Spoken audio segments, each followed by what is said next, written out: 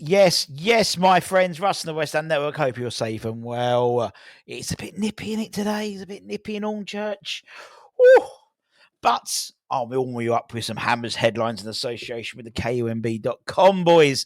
Lots to talk about.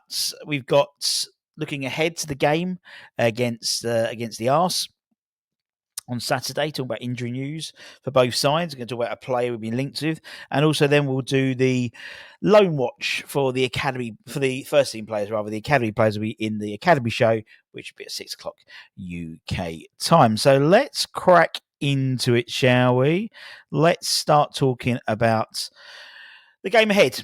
You know, Brentford's done. Let's move forward.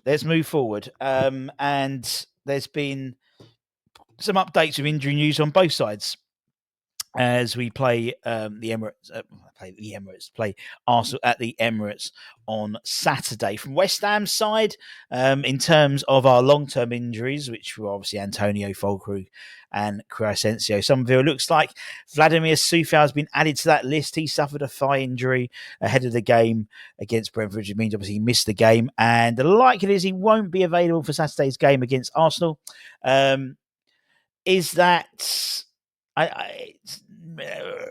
not too fussed, I'll be honest about that one. We hope to welcome back Jean-Claire.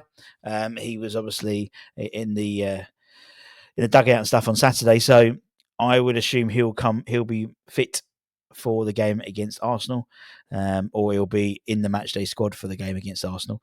From Arsenal side, they are obviously without Kai Havertz for the rest of the season following his thigh injury. Gabriel Jesus is also sidelined on a long-term basis.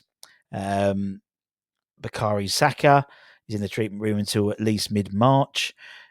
Gabriel Martinelli, Tomiyasu will still need to be assessed ahead of Saturday's game. And it remains to be seen whether exactly when those two will be back and whether they will feature on Saturday. So, there is a real opportunity. Granted, Mourinho scored, didn't he?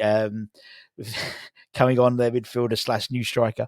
But there is an opportunity there to really have a go at a depleted Arsenal side, and you got to think with the likes of, I'd imagine you probably would see maybe Ferguson start. I mean, the cameo roles, I called them, in terms of the second half, I thought were all so much better than what was first half. Ferguson, you made a really good account of himself, I thought. He was obviously trying to impress, trying to do a bit of everything. I think that just needs to be just dialed in a little bit. Say, this is, you stay up here, because there were some times where he was dropping deep and actually having, being the big man up front would actually have been a lot more useful. But he showed willing, chasing down. He's not afraid to take on players, have a shot, and I think I was pleasantly surprised by Evan. And obviously, he was clearly trying to impress the West Ham fan base. Jerry P came on. I think Jerry P was probably our best midfielder, in all honesty. Had drive, was happy to drop deep to get the ball from the centre halves and then drive forward. Obviously, his range of passing.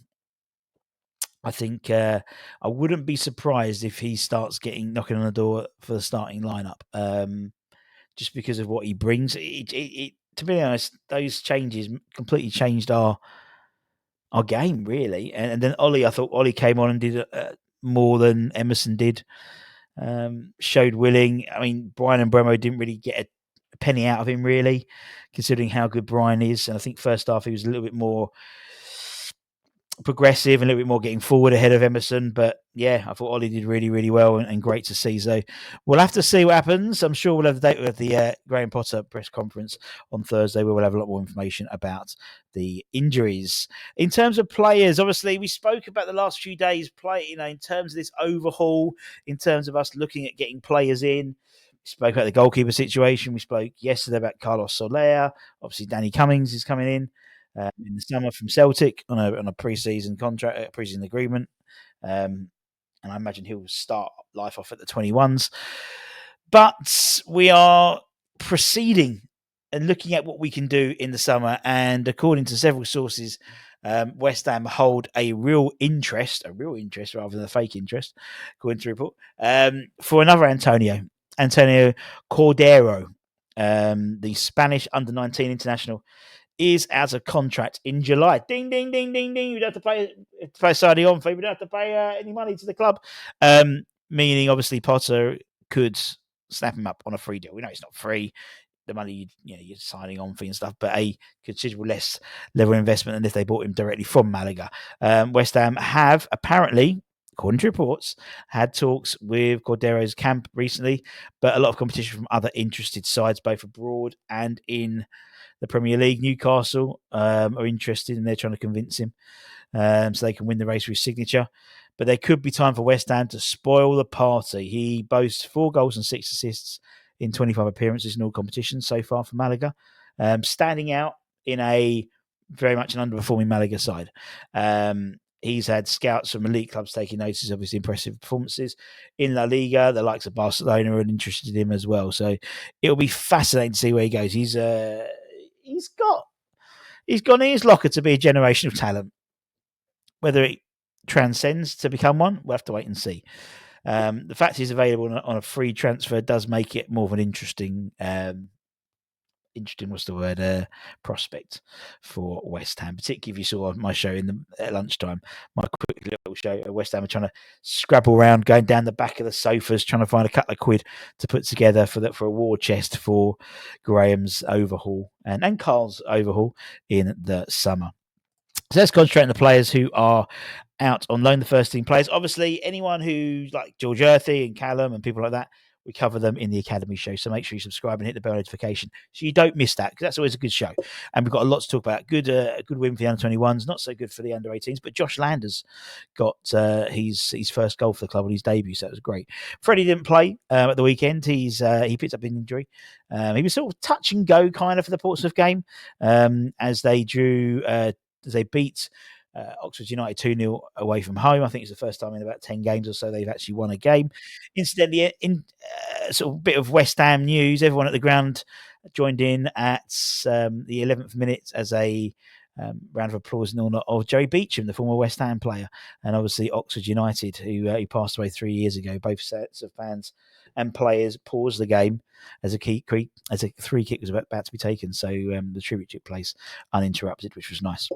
In terms of others, Maxwell Cornet, his Genoa side played tonight in the Serie A. So we'll see if he gets minutes. He didn't play last week, but he played the week before.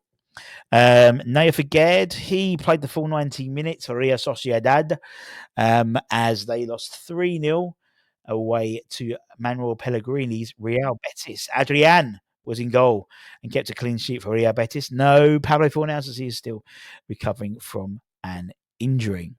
Once again, Kurt Zuma didn't feature for Alaraba's 2-0 home victory against Al Khoroud on Friday. He's missed the last 8 games, 7 or 8 games through injury. So not the best for Kurt. And that is it, my friends. A nice quick and simple Hammers headlines. As I said, we have the Academy show where we're talking about Daniel Cummings in a bit more detail. We'll talk about Josh Landers' debut for the under-18s, the under-21s winning their 5th win in a row against Blackburn, and all the players out on loan, like George Earthy, Junior Robinson, Callum, Patrick Kelly, and various others, Gideon Cadogan. There's about a dozen players out there, so that does take quite a lot of time. Anyway, until that time, take care, everyone. Stay safe, stay warm.